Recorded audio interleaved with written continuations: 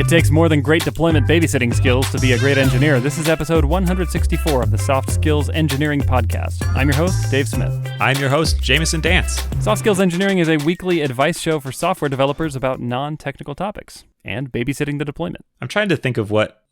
I babysitted once or twice, and I was a neglectful babysitter. I put on a movie for myself and was like, hey, don't die, children.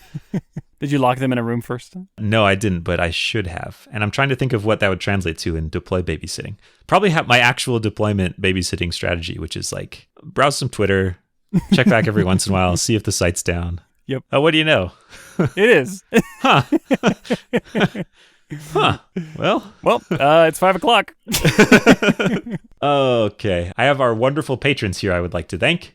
Thank you to all these folks who are donating at the level where we shout them out every episode. Thank you to Matthew Voidovich, the Agile Ventures Charity, Zach Grannon, Tails, the weird orange squirrel thing, I guess, Luis Santos, Nick Cantor, Sean, Ivo Robotnik, Sunny Ty, Sonic the Hedgehog, Murray Rousseau, and Chris Hogan. Thank you so much to all of those people and everyone else who has donated. You help make the show possible. You pay for editing, for hosting, and for all the expenses that go into it. And if you donate on Patreon, any amount for any period of time, you get invited to our Soft Skills Engineering Slack team, which is great. It's really good. There's some great conversations going on there. It's so fun. I liked the one that was about shifting from development to product. I think that was cool.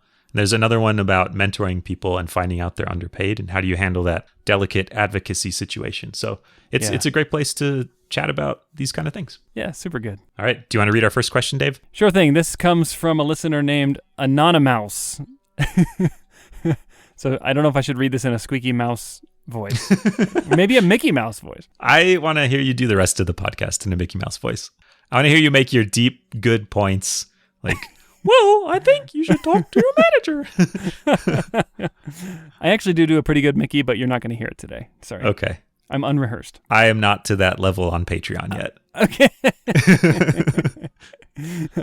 Oh, man. Oh, we could set goals like that. Wait a minute. Yeah, that's like the Kickstarter stretch goals. Yes. Once we hit $1 million, an episode in Dave's squeaky Mickey Mouse voice. Totally worth the money. Then I could tell my kids, no, this is actually a good Mickey Mouse. It was worth $1 million.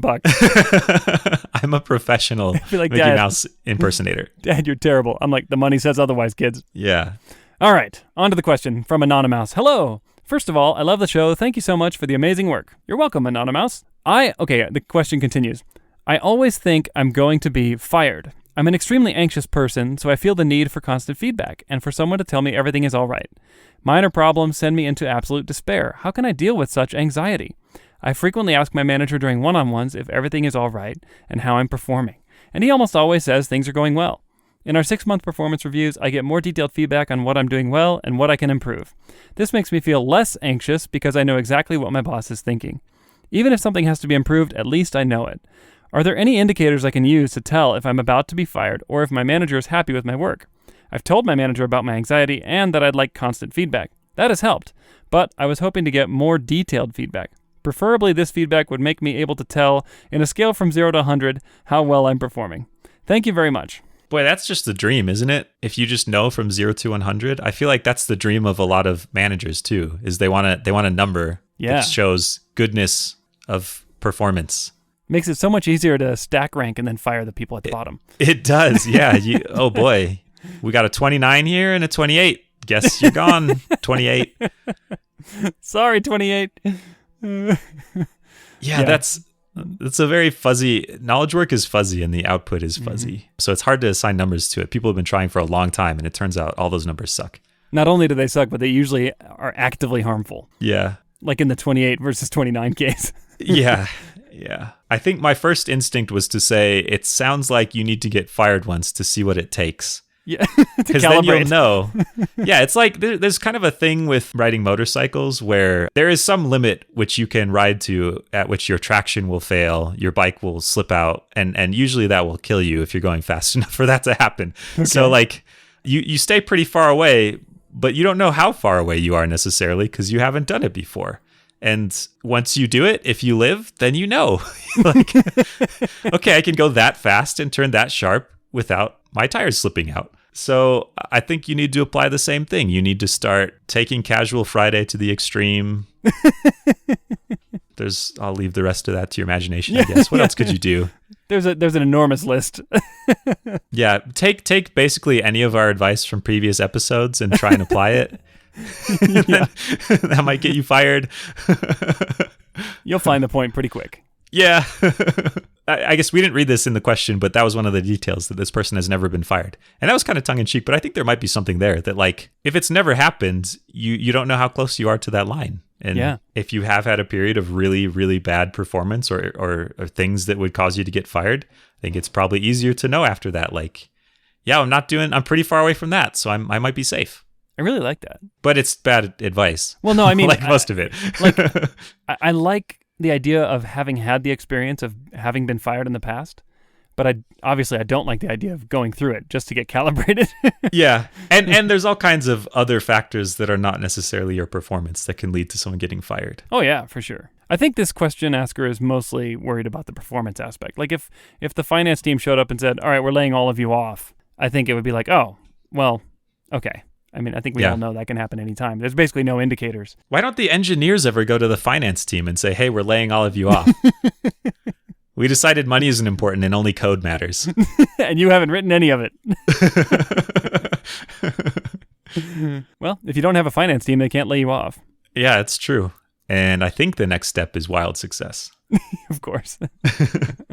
Another idea is you could just ask your boss every month in your one-on-ones, hey, am I on track to be fired next month? And then get it in writing. It's like calling shotgun. Everyone has to respect shotgun, and there's no way your boss can fire you if they told you last month they're not going to fire you this month. So, especially if you have a written contract. Yeah. And then one month your boss will be like, I'm not signing that. And you're going to be like, oh, I know what's going on. And then you need to have another meeting before that meeting saying, are you going to tell me in the next meeting that I am on track to not be fired? And you should put more layers in. Perfect. Yeah, I like that. I feel for both sides of this because I have both felt that I was about to be fired when I wasn't. And I have been a manager who's been guilty of not giving enough feedback to the team. And my instinct is to say, like, things are going fine, so I don't need to intercede. But that can come off very differently to people on the team. And if I'm not giving them explicit direction and signals of how I think they're doing, then they'll read that into other things that aren't necessarily meant to be signals of how they're doing. And I found that life is just much better on a team if people feel like they know how they're doing, whether they're doing well or not so great. Yeah. As part of this, I found that it's really hard. And I think most managers don't give feedback well. It's a hard skill to develop. It's uncomfortable. It goes against a lot of our inclinations. Mm-hmm. So I think this is kind of the default where people kind of don't really know how well they're doing. And then there's some event that crystallizes it, whether it's a performance review or promotion cycle that happens or doesn't happen. And then they go back to this fog of like, I still work here, so I can't be doing that bad. Yeah. But am I doing great? Am I almost doing great? Am I doing horribly? I think this is just the norm, sadly. Like managers struggle to give good feedback. Yeah. That's because it's hard, right? Yeah. Like managers have an imperfect view of the performance of their people, not only because it's hard to quantify, but also because they just don't see everything from every perspective. Yeah. And so you might be surprised to learn that your manager actually doesn't know how well you're doing at all. And they might have some visibility into some anecdotes, but they might not have a complete picture. And so asking them to give feedback can be hard. And so that's why I like 360 peer feedback, where managers collect feedback on your behalf and then present that to you as unfiltered as possible. Then you can really know, like, this is what my team thinks. And your manager can kind of collate that and form a conclusion about it and tell you you're doing okay or you're not doing okay. But it's really hard for a manager to sit down and say, you're doing 28. Yeah. This is a deep, deep topic about how to give good feedback as a manager and why it's important. And I feel like we could talk forever about it. It's not the situation the listener is in, though. I just brought it up to underscore the fact that this is the norm, I think. And the fact that the question asker got a helpful semi-annual performance review makes this probably better than the norm, honestly, where often those are not the most helpful. Right. So I think recognizing this is how it generally works and working to change that is different than feeling like there's something wrong with you to have this happen to you, I guess. That's the point. Like, there's nothing wrong with you, that this is the situation you're in. This is the situation most people are in. Yes. And it shouldn't be. And I hope that the general level of skill at feedback improves in engineering management, but we are where we are right now. Mm-hmm. I was reading a book actually that said, it was by a person who's managed a bunch of managers, and she said she'll do skip level interviews with people who report to the managers who report to her. And the most common piece of feedback when she asked, what could your manager be doing better, is give me more feedback. It happens. Okay, there you go. So the case is made. We've established it. You're not alone. So what does a Nani Mouse do? I think you're already doing most of the important things, which is telling your manager that you want feedback. You've been very clear that you need it. And every 6 months, it sounds like you're getting a pretty good reinforcing piece of evidence that you're not going to get fired. But I think the real question here is, what are the indicators I should be on the lookout for that will tell me I'm about to get fired, or that my manager is truly unhappy with my work? Because even though they say, you're doing fine, I want to know what they're really thinking. Yeah. And there are some indicators like that, but they're really fuzzy and easy to misinterpret. So, I mean, the clearest indicator is, hey, we're putting you on a special plan because we want your performance to improve. And those are typically called PIPs, or performance improvement plans. And that's like, if a manager sits down with you and says you're going on a PIP, that means your performance in the eyes of the manager is definitely low, and you are basically on the way out the door unless you can make a real big improvement, right? But even those PIPs typically take 30 to 90 days, right? Yeah, to get through, yeah. So you have warning and you have time to recover. But that's pretty typical. Not always though. Like if you do really egregious stuff, like let's say you start making racist comments at work or something like that, you might just get fired just immediately, right? Yeah, I don't get the sense that's the situation. Yeah. I mean, everyone should be one racist comment away from getting fired, in that if you say that stuff, you should be gone. Like, I don't know that that's a source of anxiety. I assume it's more performance based about like, was this too slow? Are they unhappy that this took too long or didn't come out right? Right. So what other signals should we be on the lookout for? Oh man, that's a really good question. And I can't think of an answer. So our question asker has admitted that they are prone to anxiety. I can't think of any answer that's not going to just like cause an anxiety episode, you know, like, cause like you said, they're all subtle signals. I've seen it happen where if it happens quickly, people bounce out and the team kind of like pulls away from them. And that's not necessarily a healthy behavior or way to handle it, but it's like you can sense the smell of getting fired on the person. What? What do you mean? What do you mean pulls away?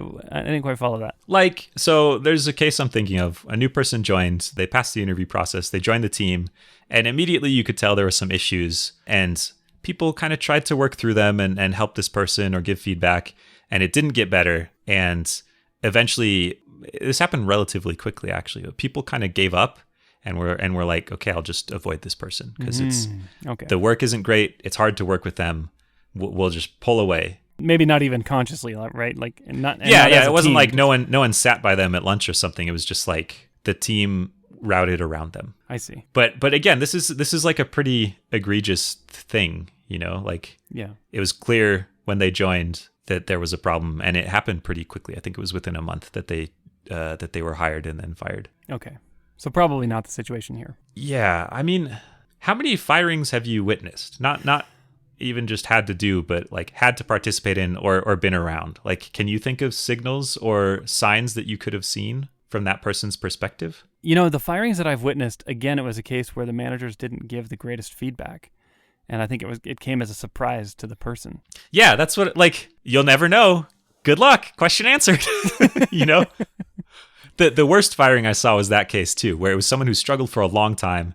Everyone on the team knew. Maybe there were some signs in that the managers there were consistently working with this person to improve performance, and everyone else it was a very hands-off environment for everyone else. But I think it still felt sudden to them. And there was certainly never like a, you need to do better or you will get fired conversation. Yeah. You know, I just want to call out one possible indicator to keep an eye on. But like Jamison said, this is a really risky indicator to call out because it could be harmless and it might just cause anxiety.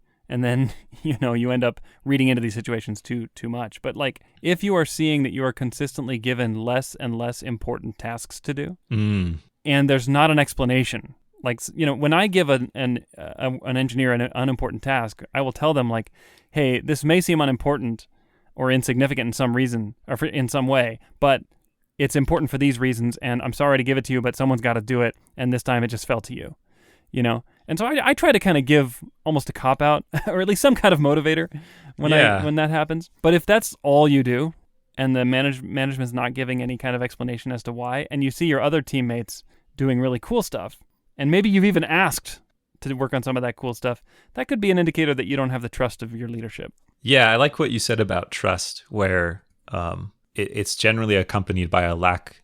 Being fired is preceded by losing trust in your ability to execute. So I think that's an interesting signal. I do think there is still something here. The question asker said that they've been pretty persistent about asking their manager for feedback. And that still feels like the best answer to me, where you can read into these signals and that might cause horrifying problems. Yeah. But it still feels like your manager needs to know that you have this fear of getting fired all the time. I'm sure that affects your work. And if you are not going to be fired and they can remove that fear, I think it would probably result in you working more effectively. So It's in their best interest to address as well. Absolutely. So the question asker says, I've told my manager about my anxiety and that I'd like constant feedback. I think you need to keep telling them. Mm-hmm. And it could be, if you have regular feedback sessions or one-on-ones with them, maybe you need to add a recurring question where you just ask, how am I doing? Like, can you tell me about my performance this past whatever amount of time? And then maybe less regularly emphasize to them, hey, I have this kind of slightly irrational, but still there anxiety that even though things seem like they're going great, I'm just going to get fired. And this regular feedback helps me calibrate that. In the one time that the biggest time I felt like this, I did have that kind of conversation with my manager. And his first response was, you're not going to get fired. And his second response was, why do you feel that way? And then we dug into it quite a bit. And I think we uncovered some helpful stuff in terms of how to reflect value more and how to choose tasks that are more important, or it turned into both useful feedback for me and useful kind of career direction things for me. That's cool. He was also a very good manager. Yeah. So maybe that won't happen this way with your manager. I don't know. I guess I'm just bragging about my good experience. Yeah.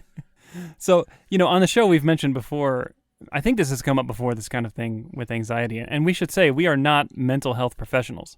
We are space psychiatrists. No. We only deal with extrasolar mental health. Yep. And so in my unprofessional earthly mental health opinion, it might help to have a trusted professional who can help you navigate some of these situations. That's a great point. Yeah, I will readily admit that I go see a psychologist, and it's been one of the most helpful things for both my life and my work life as well, because so much of that is tied together. Anyone who spends an hour a week with me needs a full-time psychologist on staff. It's like to counterbalance the hour I go see a psychologist for an hour a week. Yeah. It's like a detox for my brain. Perfect. All right. Did we answer the question? I think so. Good luck, Anonymous. All right. I'm going to read this next question. This is from a just regular old anonymous listener. Okay. Hey, Dave and Jamison. Love the show and your insight. I have been having a problem on my team that I hope you can help with. We are a team of engineers that have internal customers. It's a bit of a back end of the back end role. The problem is none of the other engineers are customer focused. They don't engage with the real needs of our customer teams. Tickets come in, they do what's in the ticket as it reads exactly, and we end up with the requirements getting lost, tickets needing to be reopened, and our reputation going down the tubes. I have taken it on myself to engage with the customer and help them out. But now I've become a glorified customer service rep, and I can't do much of my own work because I'm passing messages back and forth between engineers who don't like to talk to their customers. My manager says the team needs training and they're going to work with them, but this has been going on for months. Should I take the soft skills advice of quit your job or continue being a middleman? Ooh. Oh, go ahead. That was a double Yeah. This one line stuck out to me. I've become a glorified customer service rep, and I can't do much of my own work because I'm passing back and forth. I'm passing messages back and forth between engineers and customers. That's also what some people call product management or project management in its degenerate form. That's like You talk to the customer, you tell the engineers what the customer said, Yeah. and then hand the thing that the engineers built back to the customer. Right. Or hand back a message So- saying the engineers can't build this. Yeah, you just need to tweak your fake job title from glorified customer service rep to glorified product manager or project manager. Yeah.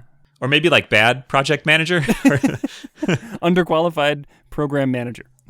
Yeah, Or unwilling program manager. There you go. reluctant. Yes. I was actually going to say, sounds like your company needs to hire a program manager. Yeah, there are people who do this and it's their job and they're good at it and they love it and they add lots of value when they do it. Huge. Sounds like your company doesn't have any of those. But also, Yeah. I mean, also these engineers, like, I feel your pain. I really don't like being on teams that just, quote, do what they're told. Yeah. Right? Like, oh, man. Sometimes people, I think, interpret just do what you're told as being really customer-centric and super, like, the customer's always right. I'm going to do exactly what they say. But in reality, like, the best product teams, they deliver what the customer needs, even if it's a little different from what the customer literally said. Yeah. Sounds like you don't have one of those teams. So I have a friend named Brandon who does a podcast called Managing Up, and it's really good. They have an episode about working with product, and one of the concerns they talk about is this feeling of like, oh, the requirements aren't detailed enough. And his point is that the end road of that discussion is binders and binders of specs. And like you could get detailed requirements if that's what you want, but it's kind of a monkey's paw situation. Like, you want detailed requirements, do you? Now it's your job to write requirements. And the kind of degenerate case of engineers just wanting to know exactly what to build and building exactly what they're told is that. It's that you have to write exactly what they should build. And that's not the dream of most engineers, I think. I feel like they want to build good work that's valued and they don't want to spend all their time digging through this very in-depth process, CMM level 16, whatever you get up to. So that's kind of the stick, I guess, like get more interested in the product or else we will have to impose this heavyweight process to determine what you work on. But it sounds like this person's team is exactly that kind of engineer. Just give me an unending list of tickets and I will implement what they say. Yeah, maybe they should go work in the defense industry then. Sounds like there's a government contract waiting for you. Maybe that's what they're already doing. Yeah. I'm sure there are great people in both those industries that I've maligned. Yeah, way to go. Way to dig yourself out of my that stereotypes are my stereotypes.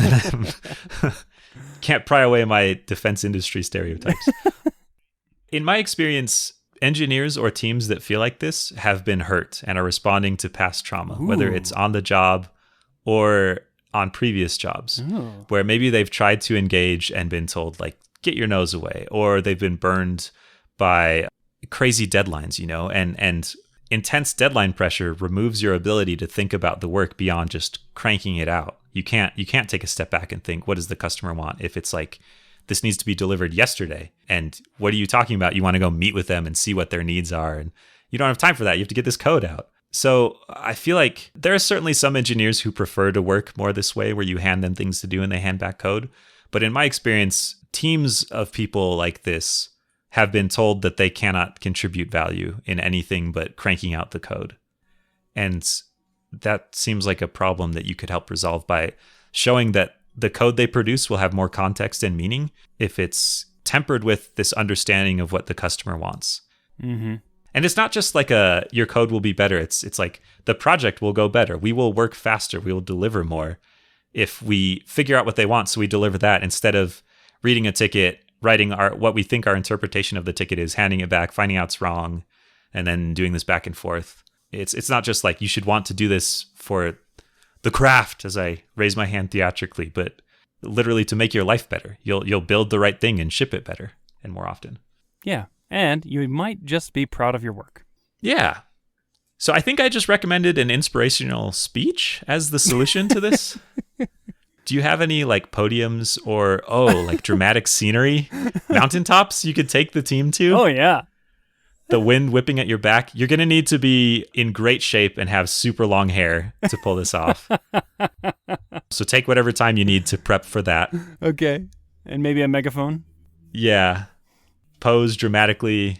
Make sure as you lift the megaphone up to your lips that you're flexing your bicep very casually but noticeably. Right, like you're not trying. Yeah, you're not trying. It's just like, It just happens. oh, huh. Look how veiny that is. Weird. Anyways, I think that'll add to my points about product management. Let me just move these rocks around to build a nice stand for me to stand on. Oh, it's the Blarney Stone. That strongman stone that lets people win competitions. Huh. Look how easily I lifted it. I didn't expect that. Isn't that the Blarney Stone? I don't know. Oh no, that's the one where you kiss the stone and it endows you with magical powers. Okay. Same thing. Wrong stone. But there are these like famous stones that strongmen pick up. Yeah, I actually watched one of those competitions in person a couple of weeks ago. Really? Oh, that'd be awesome. I'd love to go to one of those. It was even better than you might think. Just these gigantic, outrageously strong men and women picking up heavy stuff. Yeah. That'd be amazing. Yeah, they were very large, and they just had to throw big rocks as far as they could. Yeah, it's just like the most like primitive, brutal thing in the world. And yet I loved every bit of it. It was great. Yeah. Anyway, I could talk more, but I won't. That will help. Get into strongman. Do you think there might be an incentive system that's broken here? I mean, you mentioned past trauma, but do you think there's something currently going on at this company that's causing these people to be completely narrowly focused? I think it could be. Yeah, that kind of gets into the deadline stuff too. Like if your incentive is get all your tickets done and that's what gets rewarded, then that's going to affect the team's behavior. So I think you're right that examining the incentives that the team has would maybe lend some insight into how to address it, because something is contributing to it. And people want to feel good about their work. I feel like, I mean, there could be a layer of cynicism on top, but I think generally people want to enjoy their jobs and they want to do good work and they want to feel like it's meaningful. And this doesn't sound meaningful to me. Yeah. Although I don't want to malign these people too badly because, I mean, maybe in their eyes, they're doing a great job. I mean, they're doing what the ticket said. They're implementing the code. It works. You know, it just, what the ticket asked for wasn't quite right. And so maybe, they're failing to challenge assumptions in some cases. But, at the end of the day, not every engineer needs to be a full-time assumption challenger. I mean, that can be equally problematic on the other end of the spectrum. And so you kind of need a mix of people on a team. And I think what this question asker is learning is just how much effort it takes from a leadership perspective to keep the ship going forward in the right direction, to intercept bad ideas and to make sure they don't become, boat anchors. Did you like how I used two different sailing metaphors in one sentence? I did. I was hoping for a third. You need to look through the porthole of the. I got nothing. Of the Kanban board and adjust your mainsails as you trim your rudder. Swab the poop deck. The poop deck is definitely the integration test suite. Yeah, and you're already swabbing it pretty hard here, I think. Yeah, that's a good point. I don't want to say these people they're bad. I'm more saying something in their environment I think makes them act this way. Yeah, sure. And it could also be kind of a lack of context or understanding where I've seen this on teams I've worked on, where the less context they have, the lower quality of the work. Yeah. And the more we have to spend a bunch of time redoing things. And it wasn't because this team wanted to do bad work. It was because there were some communication issues with other teams. And it kind of turned into the situation where work got tossed over the wall and we tossed stuff back. And what do you know? Sometimes that means it doesn't work very well. So it wasn't a lack of desire. It was more that no one was kind of modeling or rewarding or encouraging that behavior of, we want to solve this problem. Let's really dig in and figure out how to do it and demonstrate that it will work well. But that's, I don't know. How do you do that as an individual contributor? That sounds like your manager's job. It does. And it sounds like you're already trying to model that behavior right now, and it's not really having the effect that you'd hoped. But speaking of your manager, I would bet that your manager just absolutely loves you right now, because you're the only person trying to keep this team's reputation afloat. There's another sailing reference for you. and while everyone else is kind of just doing their job, you are taking it to the next level and really showing some strong ownership and customer obsession here. And that's great. So I don't know. I mean, I think you should probably sit down with your manager some more and say, I feel like I'm carrying the weight of this team. What do we need to do here? You say they need training, but I don't think training's going to solve it. And maybe they've even done training, and that would be great if they have, because you could say, look, nothing has changed. Training as the scapegoat. Yeah. That old That long-standing business practice. Well, just need training. I mean, I would probably drive this home a little bit harder with your manager and point out key instances where your team's reputation has been damaged due to this mentality.